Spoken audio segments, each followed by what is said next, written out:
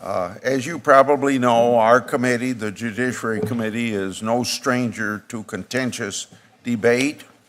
But when it comes to championing the rights of those who have been victimized, this committee has a clear bipartisan history.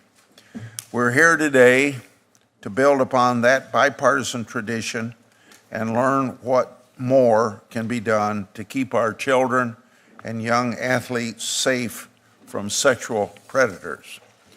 Protecting children from abusers has been a top priority for me and a lot of other members of this committee over the years. Over 30 years ago, I sponsored the Child Abuse Victims' Rights Act, a bill to enhance civil and criminal penalties against those who sexually exploit children. A version of this measure was enacted and continues to this day to provide a mechanism by which victims can seek justice. And just last year, I worked with my colleagues to pass another important measure known as the Survivors' Bill of Rights. It empowers survivors of sexual assault in the criminal justice system. Sadly, we know that sexual abuse of children can occur in almost any setting. But what's especially disturbing is when that abuse occurs by someone in a position of trust in what should be a common sense, safe environment, such as youth athletic programs. But we find out sometimes it doesn't turn out that way. Recent headlines have focused our attention on troubling allegations of child sexual abuse in the gymnastics program around the country. USA Gymnastics, the national sports organization that oversees gymnastics in our country, was the focus of an investigation last year by the Indianapolis Star. The newspaper detailed hundreds of sexual abuse allegations from gymnasts across the country over a period of 2 decades. Coaches, instructors, and even the national gymnastics team's doctor have been accused of abusing child athletes.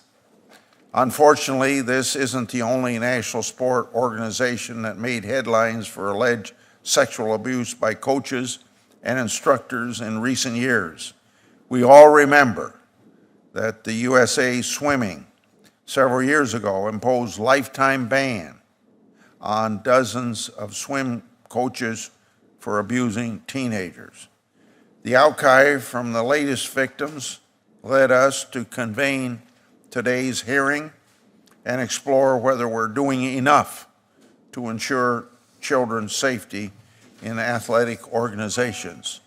For example, some have argued that USA Gymnastics didn't alert the authorities to suspected sexual abuse until and unless a formal written complaint was submitted by a victim or their family.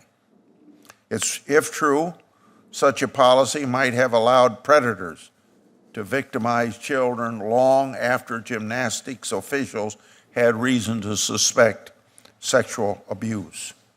Other media accounts suggest that coaches weren't banned from the sports until years after they were convicted of crime against children. Sexual abuse is a heinous crime and should be treated as such. So I hope that our witnesses can help us understand why allegations of sexual abuse so often remain hidden instead of being immediately reported to law enforcement. The average perpetrator strikes multiple times before being caught, which is why it's so important that these crimes be reported promptly and investigated promptly.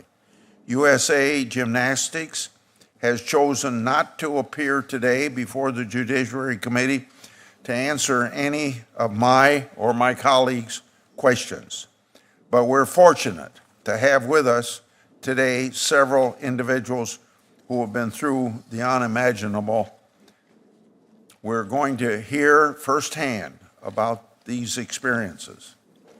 We're also going to hear from the United States Olympic Committee, the organization that certifies 47 national sports organizations that work with young people.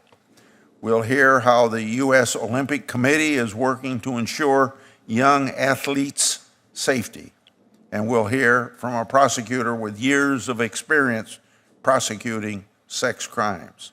I thank each of our witnesses for being here today and sharing their stories and expertise.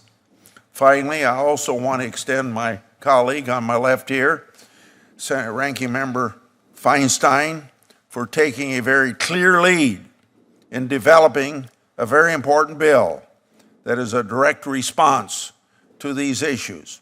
I've joined her as an original co-sponsor of this legislation, which would promote more reporting and give survivors tools to hold perpetrators accountable.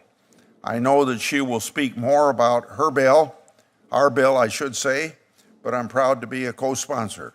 So now I will turn to Ranking Member Feinstein for her opening statements.